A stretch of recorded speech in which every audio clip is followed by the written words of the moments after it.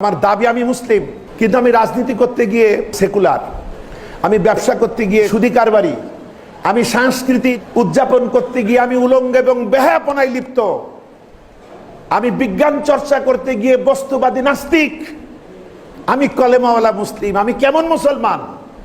এই কিম্ভূত কিমাকার মুসলিম বানানোর জন্য আল্লাহ রসুল পৃথিবীতে আসেন নাই। পৃথিবীর কারো কাছ থেকে কোনো কিছু নেওয়ার মতো খয়রাতি আমার জীবনে পড়ে নাই। আমার ইসলাম পরিপূর্ণ। আমি আপনাদেরকে আগেও বলেছি যে আমি একটা গাড়ি বানাবো, আমি চাকাটা ধার করলাম গরুর গাড়ির, এরপরে হ্যান্ডেলটা নিলাম মোটর সাইকেলের, এইভাবে বিমান থেকে কিছু চাকা লাগাইলাম। এই গাড়িটা কোনো কাজে লাগবে? জাদুঘরে রাখা ছাড়া কোনো কাজে আসবে না। তে আমাকে যে গাড়ি আমি বানাবো সেই একই কোম্পানি থেকে নিতে হবে। তা আমি যদি মুসলিম হই তাহলে কোরআন থেকে আমার সমস্ত পার্টস, সমস্ত উপাদান নিতে হবে, তাহলে আমার দ্বারা মানবতা উপকৃত হবে। এবং আমি যখন তাকুয়াবান হব, আজকে সংস্কারের কথা যারা বলছেন এদের সবচেয়ে বড় ত্রুটি হচ্ছে যে এরা তাকুয়ার ধার ধারে না। আমরা তাকুয়া খুঁজি আলেমদের ভিতরে, হুজুরদের মধ্যে, পীরদের মধ্যে না, এগুলো বাদ দিতে হবে। সাহাবারা তাকুয়া খুঁজতেন যিনি ক্ষমতাসীন হবেন তার মধ্যে। আবু বকর সব থেকে তাকুয়াবান, তিনি ক্ষমতার চেয়ারে।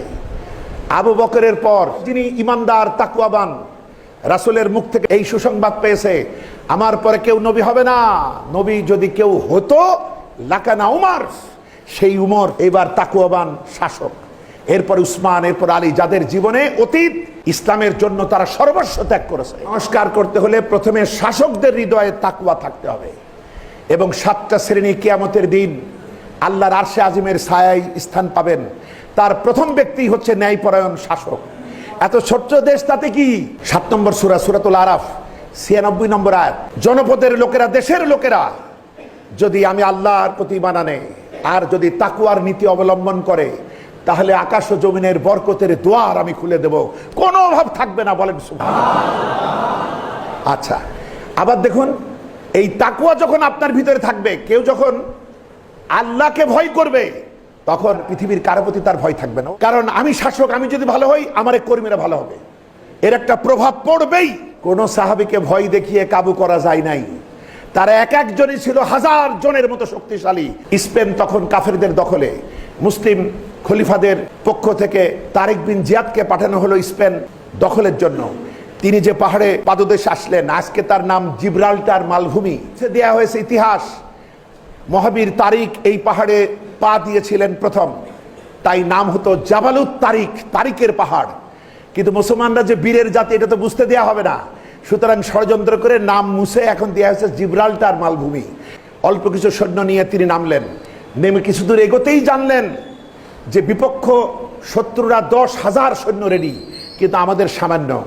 সৈনিকদের মধ্যে কানাঘুষা হচ্ছে, কি হবে, আমরা পারবো কি না পারবো। তারিক বুঝা মাত্রই এই যে তাকুয়াবান একজন মর্দে মোমেন কি করে, বলছে চলো ব্যাক করি। বলছে কেন? বলছে চলো না। ফিরে এসে সমুদ্রের ধারে যে জাহাজ ছিল বলে এখানে আগুন দাও। বলে আমরা ফিরে যাব কিভাবে? বলছে মুসলমানের তো সারা পৃথিবী দেশ, এই জমিন দখল করে এখানে তোমাদের ঘর বাড়ি তৈরি হবে। বলেন আল্লাহু আকবার। জাহাজ পুড়িয়ে দিলেন, পিছনে ফিরার পথ বন্ধ হয়ে গেল। সৈনিকরা বুঝতে পারলো হয় বাঁচবো না হয় মরবো। এই তাকুয়ার অধিকারে হলো নেতৃত্ব থেকে। এরপরে তারা যুদ্ধ করে স্পেনের বুকে কালেমার পতাকা উড়ালো। আমরা বলি আলহামদুলিল্লাহ। বন্ধুগণ, সুতরাং সংস্কারের পয়লা কথা, তোমার ভিতরে তাকুয়া আনো। শাসকবর্গ, ক্ষমতাসীন লোকদের মধ্যে আল্লাহ ভীতি থাকতে হবে, আল্লাহর প্রতি ঈমান মজবুত হবে। তাহলে আমার শিক্ষা ব্যবস্থায়ও তাকুয়ার প্রতিফলন হবে। আমরা শিশুকাল থেকেই আল্লাহকে ইলাহ হিসাবে চিনব, রব হিসাবে চিনব, দিন ইসলাম কি সেটা চিনব, এবং আমরা ইবাদত কারে বলে চিনব। আল্লাহ পাক তৌফিক দিন, আমরা বলি আমিন। আসসালামু আলাইকুম ওয়া রাহমাতুল্লাহি ওয়া বারাকাতুহু।